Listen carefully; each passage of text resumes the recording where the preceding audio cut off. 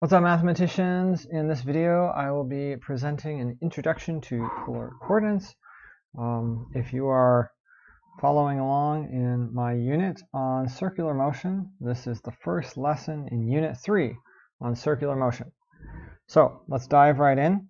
Polar coordinates are a different way of describing points on a coordinate plane, and they're based on a different grid.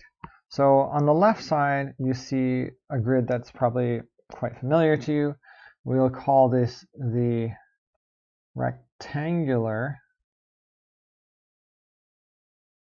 grid. And you may also hear it called the Cartesian grid. Okay, I'll be calling it rectangular, but you may run into this, the Cartesian grid or the Cartesian plane. So that's this one on the left side. And then on the right side, we have the polar grid.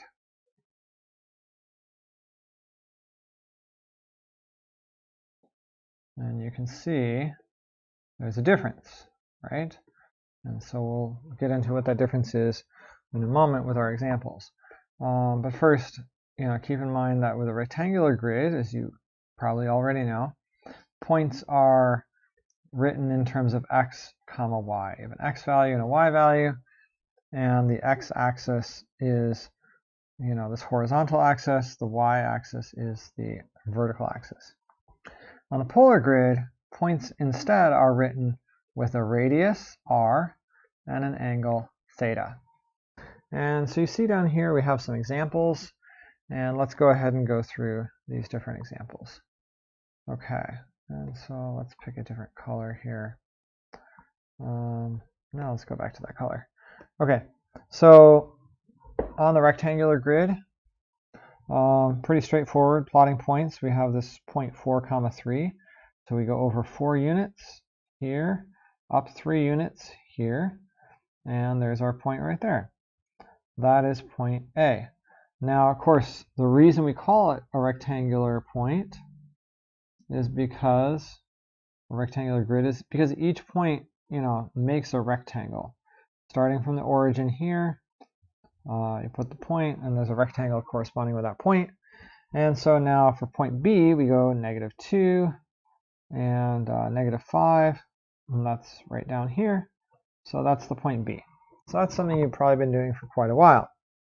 What may be new to you is this approach on the right, the polar grid.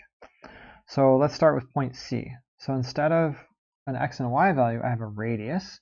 So from the middle, I go out 1, 2, 3, 4 units. And actually, I'm going to change my color to match what I have there. Okay, so 1, 2, 3, 4. So I go 4 units out, and 60 degrees in the positive direction. Positive direction for a polar grid is counterclockwise. And you see the 60s right here. So I'm just going to trace along here. This is a circle, so the radius stays the same. And there we go. That is our point. That's point C.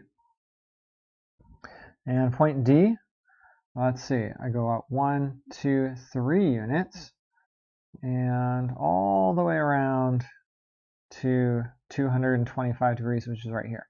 And which, by the way, you could always find the angle first, say, oh, this is the angle, and just go 1, 2, 3 out. So there it is. That is point D. 3 units out, 225 degrees in the counterclockwise direction. Point E, right over here, is 5 units out, and so out here, and 125 degrees. So I go, 90 degrees, 120 degrees. This is 135, so 125 is right around there. That's going to be point E. And finally, point F has the angle given as a negative. And so when it's a positive angle, you go in the counterclockwise direction, negative angle, go in the clockwise direction. So 2 units out and 75 degrees in the clockwise direction brings us right over here. And so that right there is point F. So that's a quick overview of how you graph points on the polar plane, on the polar grid.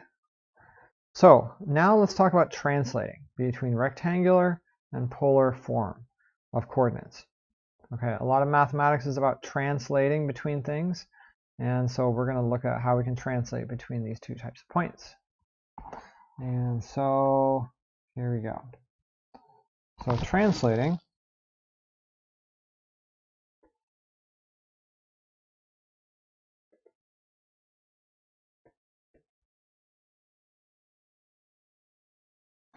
so we have between the rectangular and the polar. So basically, given a rectangular, find the corresponding polar coordinate, and given a polar point, find the corresponding rectangular point. Okay, so we're going to start out by looking at how we could take a rectangular point and turn it into a polar point. So we'll start out, given a rectangular, find polar. Okay, and we're going to start out by drawing a little first quadrant one of a coordinate plane here, and use my straight edge. Here we go. So this is just the first quadrant. There we go. And so I have some point here. I'll just put it right here. So that point right there is some value x comma y, and I want to turn it into the corresponding r comma theta. Okay, so let's go ahead and draw in the line connecting the point to the origin, like that. Okay, and so r is going to be the length of this line, that's r, and of course theta is going to be this angle right here. So let's also go ahead and just drop a little, actually I guess we can, I don't know, I'll leave it as a dotted line I suppose. But recognize that that right there is a right triangle, and the sides, if we think about this right triangle, this length right here is y, and this length right here is x. And so what that means is that in order to find the value of r, I can just use the Pythagorean theorem, right? So I say, okay, r squared is equal to x squared plus y squared. I take the square root of both sides, and I get that r is equal to the square root of x squared plus y squared. And that gives us the first half of what we need. Okay. It gives us the r value. So now the thing remaining to find, so I know what r is, the thing remaining to find is theta right here. Okay, so because we're going to use some SOHCAHTOA, I find it useful, or I encourage my students to actually write out, what are the opposite, the adjacent, and the hypotenuse. That way, it's easier to make sure we have the right trig function. So the opposite, the adjacent, and the hypotenuse. Okay, so from the perspective of this angle, the opposite is over there, it's y. The adjacent is here, it's x, and of course the hypotenuse is r. So opposite is y, adjacent is x, and hypotenuse is r. So I just want to use these two. The reason being, I want to take x and y and turn it into r and theta. I don't want to use r, even though from this I guess I know r, but I want to go directly from x and y.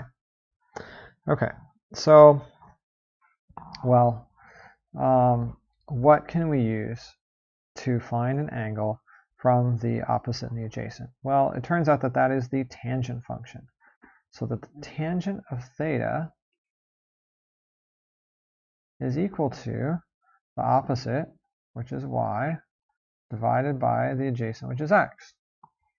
And so in order to find theta, we're going to use the inverse tangent or the arctangent. I'm just going to write it as a tangent. The reason is, if you look at my calculator here, it says a tangent. If you have a TI calculator or a Casio, it's going to look a little different. So it's arctangent of y over x. Or if you have a TI or Casio, it'll look like this. Tangent, -1, looks like tangent to the -1. But it just means inverse tangent of y over x. I actually think this is better because this can be a little confusing. You see that and you might think it means, oh, it's 1 over the tangent. But that's not correct. The inverse tangent is not 1 over the tangent. So I'm going to use this notation, but it means the same as this. They're the same thing. Okay, so this is great news, right? Because we now have the ability to find theta using x and y. So let's actually just go ahead and write these. These are important little formulas to have written in our notes, and they're both written here, but let's write them together. Okay, so that r value is equal to the square root of x squared plus y squared, and theta is equal to the arctangent of y over x. Okay, so put a box around that. Super important. Know those formulas, or at least know where to find them, right? Know how to use them. But we have to put an asterisk in here. Turns out there is kind of an important asterisk. Okay, and so for the theta, the issue is that the arctangent will only give us an angle between -90 degrees and 90 degrees. So let's actually just scroll back up here. The arctangent will only give us an angle in this range right here, -90 to 90. But what if our point is over here somewhere? It's not going to give it to us. So if our point is over here, it's going to give us something over here, and we need to add 180 degrees in order to get the correct point. Okay? And so my asterisk is this. Okay? If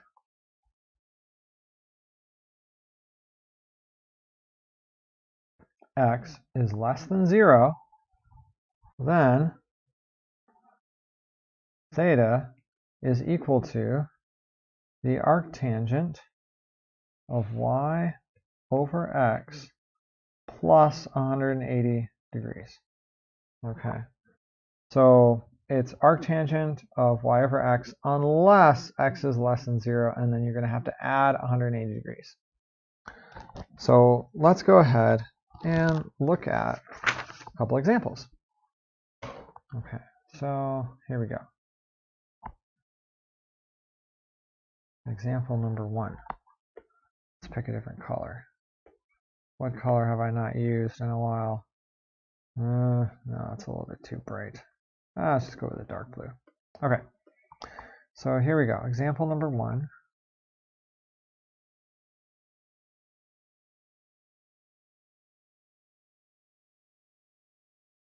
And example 1 is we're going to convert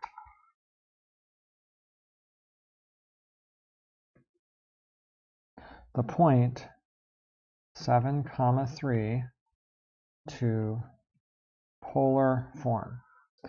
And so we know that r is equal to the square root of 7 squared plus 3 squared.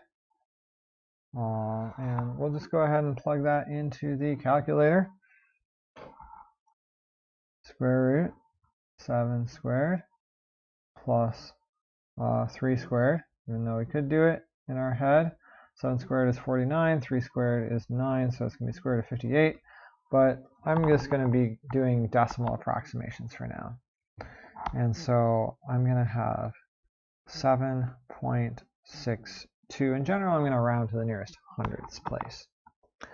And now theta is equal to, now keep in mind x is greater than 0, so I don't have to do that little asterisk bit. The arctangent of y, which is 3, divided by x, which is 7. Okay. And I know I'm not using the squiggly equal signs here, even though I'm doing decimal approximations, but I think you get the idea. So where was I? Okay, so arctangent 3 over 7, and it turns out that it's going to be 23.198, so 23.2 degrees. 23.2 degrees. Okay, so my answer is, or actually, I'm going to draw out a little diagram. And so here we go.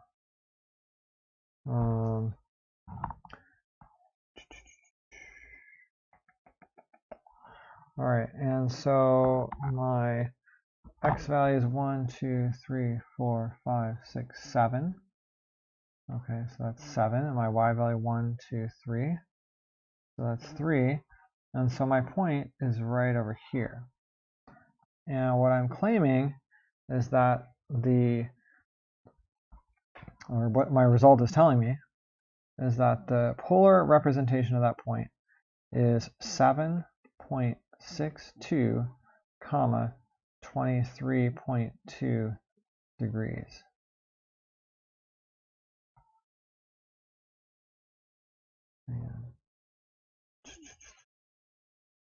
Okay, and I'm just going to go ahead and draw it in there. Okay, so the length of this line, 7.62, and that angle, 23.2 degrees. So that's the first example, and let's do one more before we do the conversion in the other direction. So example number 2. And example number 2, we're going to convert the point -3, 5 to polar form once again. Okay, and so my r value is going to equal the square root of -3 squared plus 5 squared, and my angle is the arctangent of 5 over -3. Okay, and so let's go ahead and plug those in the calculator. So the square root of -3 squared plus 5 squared gives us 5.83. All right, so this is 5.83, and the angle is arctangent, inverse tangent of 5 divided by -3. And I get -59 degrees. -59.04 degrees. Okay, so you'll notice, however, that x is less than 0 in this case. X is negative. And if x is negative, you're going to have to add 180 degrees. So we're going to add 180 degrees. And so let's see, plus 180 degrees. And so what we actually have is 120.96 degrees. So 120.96 degrees. And in order to see that, let's go ahead and draw a little coordinate axis. And let's see, I have to go 5 units up. So let's see, 1, 2, 3, 4, 5. So I'll just do it right here. So I'm going to go ahead and draw in this little coordinate axis here. And so the point negative 3, 5, we go negative 3 over here. And then 1, 2, 3, 4, 5. We go 5 right there. And so the point should be right over here. However, negative 59 degrees, if I didn't add the 180 degrees, oops.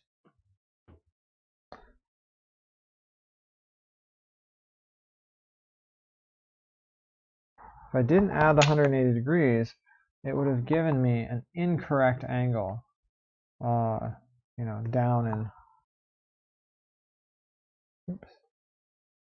in this area here. So that's the negative 59 degrees. Okay, but getting the correct point involves going this way, 120, I'm rounding to the nearest degree here, 121 degrees. Okay, and then the length of this line right here is 5.83, so 5.83. So that's the point right there, okay? And yeah, so that's my solution. Let me write it out here. Where do I have space? I'll write it right here. So 5.83, comma, 120.96 degrees. Oh, that's not what I meant to do. Oof. All right. And of course, this was my solution to the first example, number 1. Okay, so now that we've done a couple examples converting rectangular to polar, let's go the other direction. Okay, we want to convert polar to rectangular.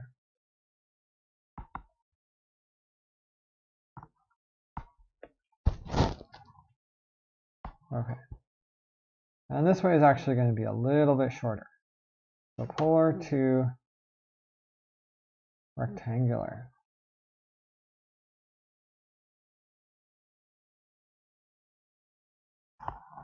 Okay, and first thing I'm going to do, once again, is I'm going to draw a little coordinate axis.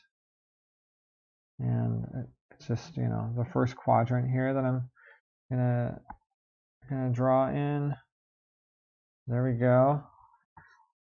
And let's go ahead and draw in our point.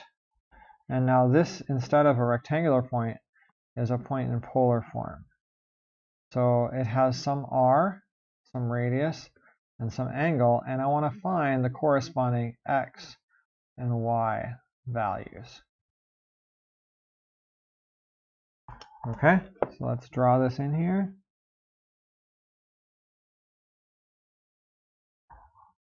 There we go. So this length is r, and this angle right here is theta. And I want to find the x and y values. So, this is my x value, and this is my y value. Well, notice once again that I can define this right triangle. It turns out that right triangles are really useful, along with SOHCAHTOA and the Pythagorean Theorem, really useful for dealing with circular things. And so let's see. Given this right triangle, here's my angle. I have the opposite, which is over there. Now keep in mind that this length right here, that length is y. and this length right here, that length is x. And so the opposite is y, and the adjacent is x. So let's write that out. So the opposite equals y, the adjacent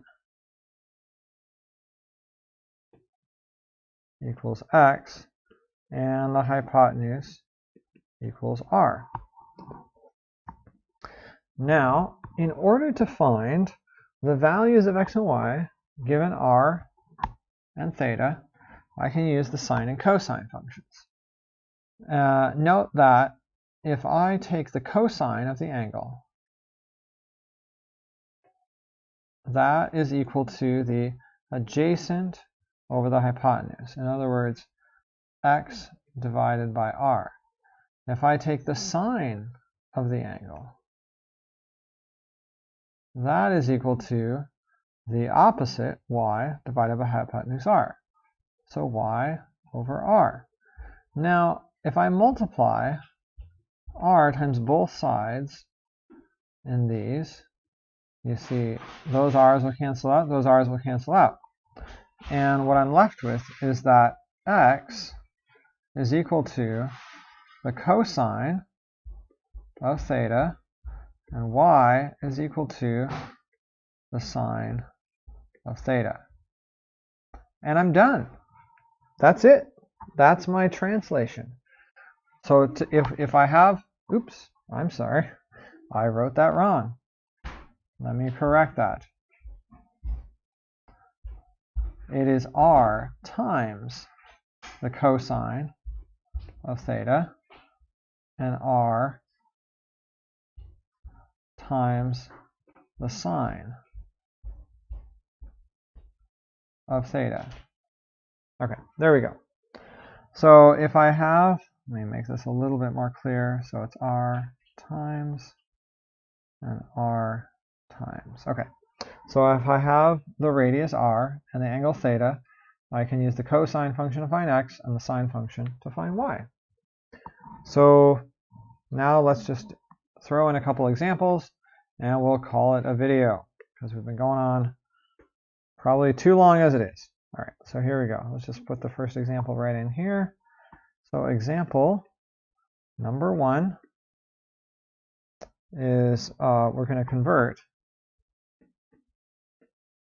the point 6, 60 degrees to rectangular form.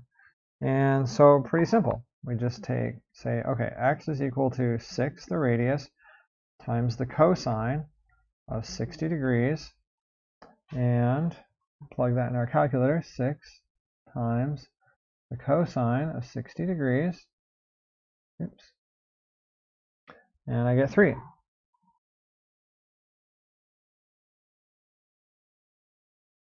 And then y is equal to 6 times the sine of 60 degrees. Okay, so 6 times the sine of 60 degrees, and I get 5.2. Or you can say 3 root 3 if you want the exact value. So the xy form, or rectangular form, is 3, 5.2, or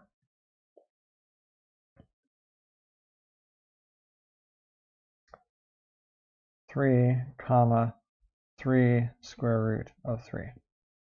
The second one being the exact value. All right.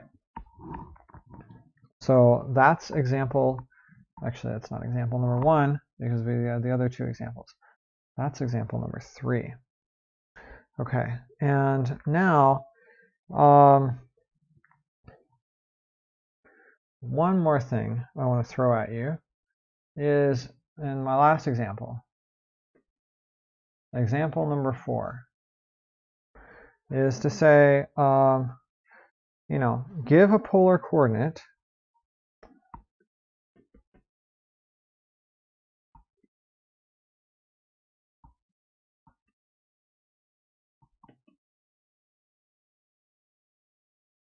equal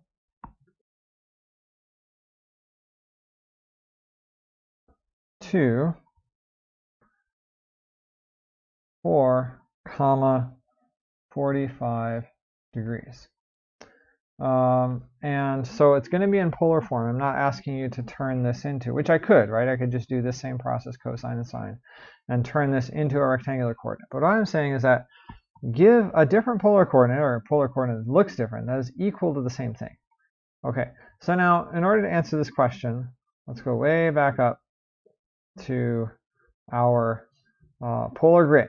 Okay, and so if I'm at 45 degrees, which is right here, well, if I went all the way around the circle, added another 360 degrees, I would end up back in the same spot, right? And I could do that again and again and again. So any polar coordinate you have, you could just add 360 degrees and get back to the same spot where you started, okay? And so all I need to do here is I just add 360 degrees. And so one answer to this question would be 4, well, let's see, 360 plus 45 is, oops, pen's not responding. Where are you, pen?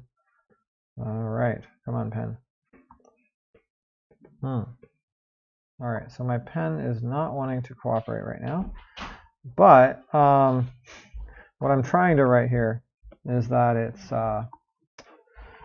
405 degrees. Let's see if this helps. No? Okay.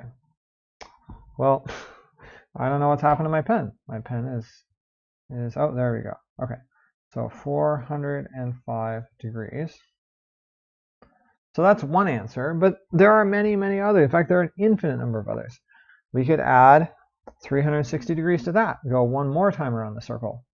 So an additional one would be 4, oops, let's put the parentheses around this, 4, 765 degrees, where we add yet another 360 degrees. And we could continue on and on like that. Okay. All right. So that's where we'll close. This is an introduction to polar coordinates, and in the next lesson we will look at radians. So come back for that one. Thanks for watching.